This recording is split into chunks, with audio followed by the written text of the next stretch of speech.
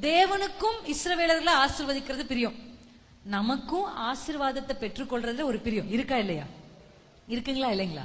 நம்ம எல்லாருடைய வாழ்க்கையில எல்லாருக்குமே ஆசீர்வாதமா இருக்கணும் அப்படின்றதான் ஆசை.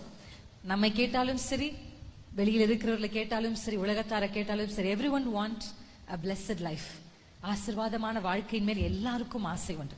கர்த்தருக்கும் ஆசீர்வதிக்க பிரியம் தான், மனுக்குலத்துக்கும் ஆசீர்வாதத்தை பெற்றுக்கொள்றதற்கு ஆசைதான். ஆனா ஏன் பெற்றுக்கொள்ள முடியல? ஏன் தடைபடுது?